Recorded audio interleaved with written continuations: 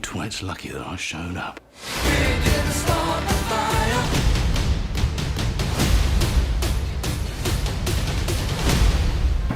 Mais pour Hutt-Train, c'était pas mieux. Genre, je pense que Hutt-Train aurait dû mourir en saison 1. Que genre, jamais il serait sorti de son coma et il serait décédé. Parce que pour moi, on a tout fait de Hutt-Train.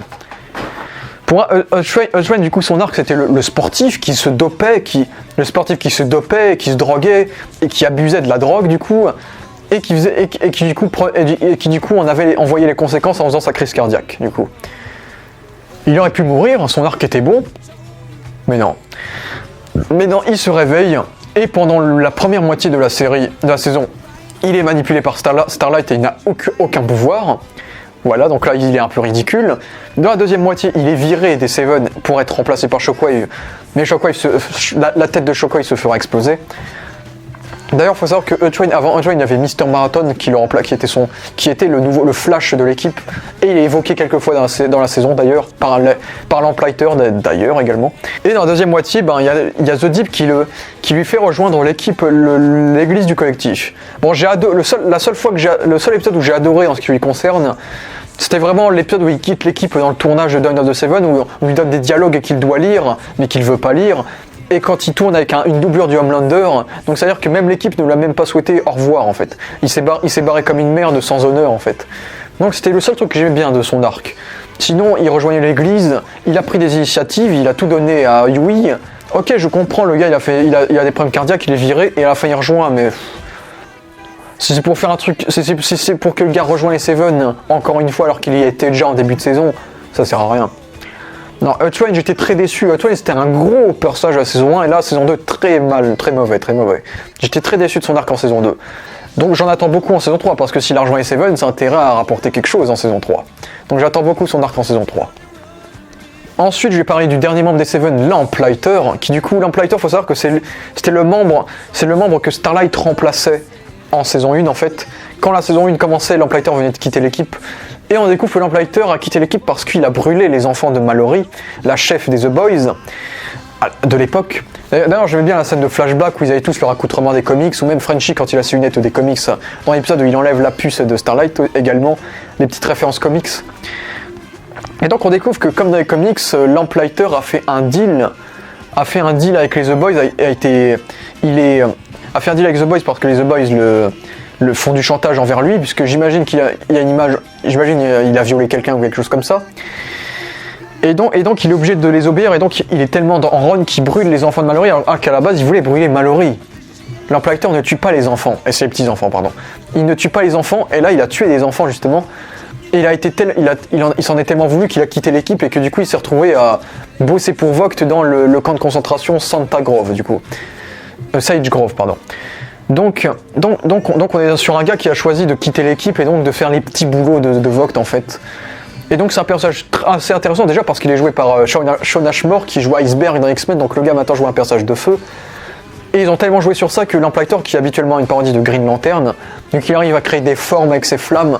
Voilà, c'est plus une parodie de Pyro qui est l'ennemi de l'iceberg justement dans X-Men au final. Et bien j'avais beaucoup aimé du coup sa relation avec Frenchie dans l'épisode à Sage Grove.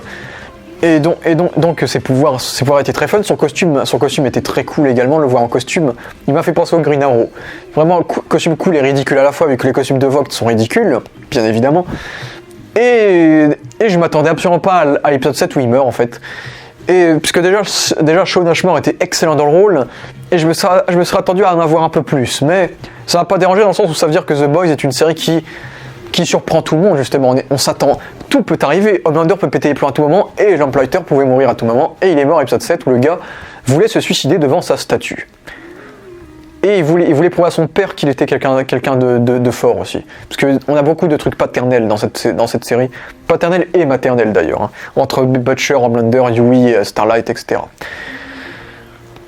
Donc voilà, le gars s'immole tout seul. Et ensuite on arrache le bras de son cadavre. La meilleure fin. Et ben j'ai bien aimé son arc, le gars suicidaire, parce que du coup Mallory ne l'a pas tué, parce que Mallory du coup lui braquait une arme à un moment donné dans l'épisode 6 pour le tuer, pour se venger de ce qu'il a fait à ses petits enfants, mais au final non. Alors que dans les comics c'est l'inverse, parce que dans les comics en fait, dans les comics les 7 font un deal avec les The Boys en échange que les The Boys ne prennent leur retraite, en fait, il leur offre l'Emplighter pour que Mallory se venge de lui et le tue. Et donc, Mallory lui met une balle dans la tête et il meurt. Alors que dans la série, ils ont adapté cette scène, sauf que Mallory ne le tue pas, du coup. Donc encore une contradiction par rapport aux comics, du coup. Et dans les comics, en fait, l'Emplighter revient à la vie parce que Vogt fait des expériences sur son cadavre et il devient un zombie, en fait. Et en fait, l'Emplighter, il devient la parodie du personnage qui ressuscite tout le temps, en fait, qui revient à la vie tout le temps, en fait, à chaque fois qu'il meurt. J'aimerais qu'on ait ça, ce serait fun, parce que du coup là, son cadavre est un peu immolé, donc il a vraiment une dégaine de zombie maintenant. Donc ce serait très fun s'ils font le truc. Je pense pas, mais j'aimerais vraiment qu'ils fassent l'Emplighter zombie, ce serait extrêmement cool. En vrai, je trouverais ça très très stylé. Donc voilà, l'Emplighter, j'aimais beaucoup, Shawn Ashmore est excellent comme à son habitude. Et ouais, sinon au niveau des autres personnages, on avait Becca du coup qui était un très bon personnage avec Ryan également. Et je voulais dire, Ryan apprend, quand il est stressé, cite tous les états des États-Unis, ce qui est une référence à Soldier Boy, puisque Soldier Boy, dès qu'il affronte quelqu'un, il cite tous les états des États-Unis. C'est son cri de guerre en fait. Donc je sais pas s'il y a un symbole derrière, peut-être que non. Et donc j'aimerais parler de Edgar. Du coup, Stan Edgar, joué par l'immense, le magistral Giancarlo Esposito, a.k.a. Gus Fring dans Breaking Bad et Moff Gideon dans The Mandalorian. Bon, le seul truc que j'aurais reproché à son personnage, c'est que Giancarlo Esposito a tendance à jouer assez souvent les mêmes rôles. Vraiment le rôle du gars froid, très puissant, toujours au-dessus de tout le monde, sans émotion. Mais après, là où dans Gus Fring, son rôle de Gus Fring dans Breaking Bad, soit c'était quelqu'un d'extrêmement adorable, fun, extrêmement adorable et gentil, soit c'était un connard froid sans émotion. Mais ce que j'aime bien avec son personnage là dans The Boys, c'est que il fait les deux à la fois en fait. Parce que le gars du coup il est très intelligent, il arrive à provoquer Homelander alors qu'il n'est qu'un simple humain. Et le gars il te parle il arrive à être très charismatique, à parler de manière souriante, un peu provocatrice, mais quand on lui dit un truc, il se met direct sérieux. Et ensuite, il se remet en mode souriant, en mode ouais, tu vois. Donc, il est vraiment, il y a cette bipolarité dans le personnage qui est vraiment magistralement interprétée par Giancarlo Esposito. C'était vraiment une magnifique interprétation de sa part. Et franchement, ce personnage était vraiment très intéressant. On n'a pas trop vu, mais il était très efficace. On voit à quel point le gars est intelligent quand on découvre on découvre dans toute la série qu'il regarde à la télé Victoria Newman. Et on découvre que depuis le début, il la regardait parce que Victoria Newman bossait pour lui, justement. Donc. Et le gars a réussi il a réussi à foutre la honte à Homelander lui-même juste avec des paroles. On voit à quel point il est très intelligent, très puissant. Et le gars a intégré une nazie chez Seven alors qu'elle la déteste vu qu'elle est nazie et que Edgar est noir. Parce qu'Edgar est le succès. Vogt c'était un nazi. Comment Edgar a pu être le nouveau chef de Vogt, de la société Vogt du coup. Ça j'espère qu'on aura la réponse en saison 3 de savoir comment un individu afro-américain a pu devenir le chef d'une ancienne entreprise nazie. Je me le demande, du coup. Et justement, j'ai adoré sa scène avec Billy Butcher, où il trouve que Billy Butcher est presque aussi cruel que Homelander, du coup. Comme Vogelbaum aussi disait la même chose également, on voit à quel point Billy Butcher il peut être très, très inhumain parfois. Et donc j'adore ce personnage qui a peur de rien, qui n'a peur d'absolument rien, qui est très stratège, qui veut tout faire pour réussir, qui fait ça que pour le business et pour l'argent, tout n'est que business. Vraiment, et j'adore la phrase où il dit que se la péter c'est un privilège de blanc et que depuis le début a dû jouer les acteurs pour être le chef de Vogt, qu'il a fait énormément d'efforts, qu'il a morflé plus que les autres pour être le chef de Vogt. Et vu que la saison 3, on aura beaucoup de flashbacks en saison 3, on verra l'histoire de Vogt, j'espère vraiment qu'on connaîtra sa backstory dans saison 3, voir comment ce personnage afro-américain qui a tant galéré est devenu le chef d'une entreprise aryenne, normalement. Donc c'est vraiment, j'adore ce personnage, il est magistral. Et en plus à la fin il s'en sort, du coup Stormfront est battu, il n'a plus de problème, tout va bien pour lui. Donc c'est très cool pour lui du coup. Et le personnage d'Ashley aussi qui est très marrante, elle, le cliché, celle qui supervise les Seven, qui n'a aucune émotion, qui est 100% marketeux et on la voit stressée, on la voit perdre ses cheveux. Et ce qui est dans les comics, c'est la même chose. Elle n'existe pas dans les comics, mais dans les comics, il y a une employée de Vogt qui perd ses cheveux à cause du stress également. Donc l'actrice joue très bien le personnage flippé, complètement intimidé par les Seven, c'est vraiment assez fun aussi. On a aussi le chef Alistair Adana qui est très charismatique de l'église du collectif. Je suis déçu de l'église du collectif, je pensais qu'ils allaient servir à quelque chose d'important, mais en fait, à part avoir intégré A-Train dans les Seven, ils ont servi à rien. Et aussi parce qu'ils avaient les dossiers de Stormfront aussi, bah, ils ont servi à rien. J'ai assez déçu, à part l'arc de Deep qui n'a servi à rien, donc eux n'ont servi à rien du coup, malheureusement. Donc on voit c'est la secte qui est prête à abandonner tout le monde pour le profit, etc. Mais ils ont servi à rien. Le coup du Fresca, qui était une improvisation de la production, d'ailleurs il n'a aucune signification derrière, c'était marrant mais c'est tout. Et puis sa tête explose à la fin, du coup bah, ça n'a servi à rien. C'est mes déceptions, ça. The Deep, Hutrain, l'église, c'est mes déceptions de la saison. Franchement plutôt déçu. Et Victoria Newman, du coup j'ai déjà tout dit dans la partie d'avant, le fait que le fait qu'elle ait des pouvoirs, qu'elle faisait des manifestations contre Vogt, mais elle bossait pour Vogt, donc tout ça était en fait à l'avantage de Vogt pour qu'elle puisse devenir tellement populaire auprès du public, pour qu'elle puisse devenir vice-présidente et pourquoi pas présidente, vu qu'on voit qu'elle démarre une campagne présidentielle à la fin de la saison. Donc est-ce qu'on ne va pas partir sur l'équivalent des comics, vu que du coup comme Stormfront, The Boys nous a piégé en nous faisant croire que ces personnages ne seront pas comme dans les comics, mais en fait ils le sont, vu que Victoria Newman dans les comics est Victor Newman, un homme dans les comics, et il s'agit du vice-président des États-Unis qui travaille pour Vogt, du coup. Et à un moment donné dans le comics il devient même président. Donc je me demande si elle ne va pas devenir président également. Par contre il n'a aucun pouvoir dans les comics. Donc j'ai hâte de voir sa backstory dans la série pour savoir comment elle a rejoint Vogt, pourquoi est-elle là, est-ce qu'elle a eu ses pouvoirs adultes, elle fait partie des premiers à l'avoir eu adulte ou pas du tout. Non, franchement j'attends de voir sa backstory quand même. J'attends énormément de voir sa backstory et voir comment les The Boys vont galérer face à elle, le fait que Vogt pourrait contrôler les États-Unis entiers et que Yui est dans la merde. Donc vraiment, franchement un très bon personnage également. Donc voilà pour mon avis sur la saison 2, maintenant mes théories pour la saison 3. Donc je pense que la saison 3 ça va démarrer par les The Boys vont découvrir que Yui bosse pour l'ennemi sans qu'ils le sachent, et donc les The Boys vont se réunir, je pense. Et j'ai hâte de voir, ce que fait Bill Butcher pour le gouvernement, vu que maintenant les The Boys, comme dans les comics, vont bosser pour la CIA et pour le gouvernement, et ils vont plus être en mode David et Goliath. Parce que après c'est un truc que j'aimais bien dans la série, là où dans les comics les The Boys prennent du composé V, du coup arrivent à affronter les Seven avec la même puissance de force. Et bien là ce sont de simples humains qui affrontent des dieux en fait dans la série, donc c'est ce que j'aime. Donc maintenant ils auront plus de puissance avec le fait qu'ils bossent pour le gouvernement. Est-ce que ils vont prendre du composé V cette fois? On verra. Ils peuvent le faire maintenant. Le concept de David et Goliath a suffisamment marché, je pense. Et j'ai adoré le fait qu'avec cette fin de saison, on soit donc j'avais peur qu'on reste dans les The Boys essayent de buter les Seven, les The Boys essayent de buter les Seven. Là, avec la fin de la saison 2 remet tout en question et va nous remettre à l'ordre du jour avec une saison 3 totalement différente des deux saisons précédentes.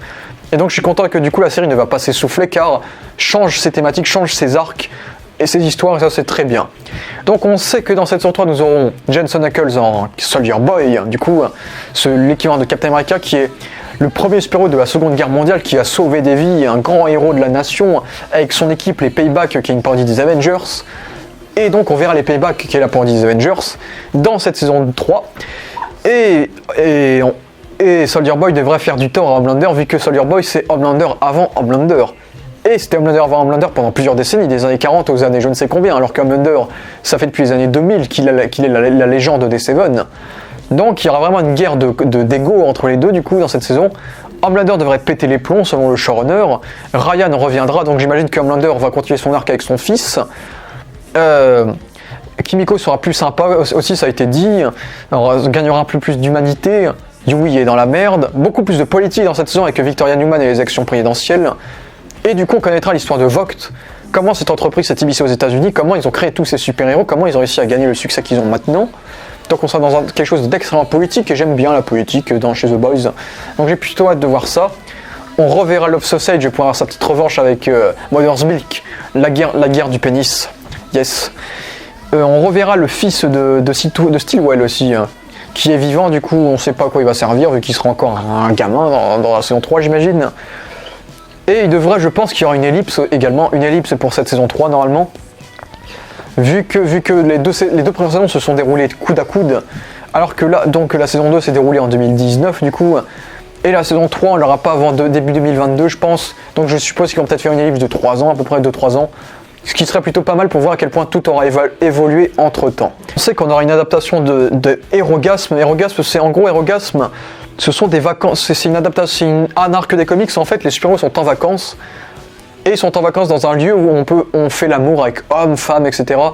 Et c'est un arc extrêmement osé parce que c'est un arc vraiment d'actes sexuels assez voilà quoi, on va dire. Donc voilà, donc un épisode sera consacré à l'arc Erogasme, cet arc assez iconique des comics. On devra avoir le personnage de Supersonic, un personnage original de la série, qui est l'ancien petit ami de Starlight, et qui va certainement vouloir la récupérer du coup. Donc Yui n'a qu'à bien se tenir. Et Black Noir va revenir plus fort que jamais et va peut-être enlever son masque. J'ai hâte de voir ça. Le masque, le vrai visage de Black Noir.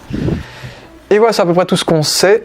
Donc on verra la nouvelle équipe de The Boys de Billy Butcher, les The Boys qui vont se réunir pour revenir plus fort. Qu'est-ce que The Deep va faire? Parce que The Deep du coup n'est nulle part. Autant A-Train a rejoint Seven, autant The Deep je sais pas ce qu'il va faire. The Deep il est nulle part, est-ce que cette fois il va avoir un arc nécessaire? On verra. En tout cas j'ai extrêmement hâte de voir saison 3, j'ai adoré saison 2, je me suis pas ennuyé. Vous avez pu le voir, j'ai compté assez peu de défauts en général quand même. À part l'église et A-Train de Deep, j'ai rien dit de négatif à peu près. J'ai vraiment adoré cette saison de A à Z, j'ai trouvé magnifiquement bien rythmé. Trop bien The Boys, vraiment. The Boys pour moi c'est un peu le nouveau Game of Thrones. C'est The série que tout le monde attend impatient une fois par semaine, qui est en tendance à chaque fois sur Twitter, c'est génial The Boys. Tu vois que sa scène marquante par épisode, qui départage bien les épisodes pour pas qu'on ait un épisode chiant, un épisode intéressant, un épisode chiant, vraiment génial. Donc voilà, merci à tous d'avoir vu cette critique, j'espère que vous avez adoré cette saison 2, parce que moi j'ai pris mon pied total, et vive la saison 3. En espérant que le Covid ne va pas trop nous emmerder pour le tournage de la saison 3, et en espérant que Jeffrey Dean Morgan sera dedans malgré les restrictions Covid, parce que Jeffrey Dean Morgan devrait jouer un rôle dans cette saison 3. Mais c'est pas sûr à cause des quarantaines et des confinements en quarantaine au tournage au Canada. Donc malheureusement. Mais on prie bien fort. Voilà. Merci à tous d'avoir vu cette vidéo et ciao.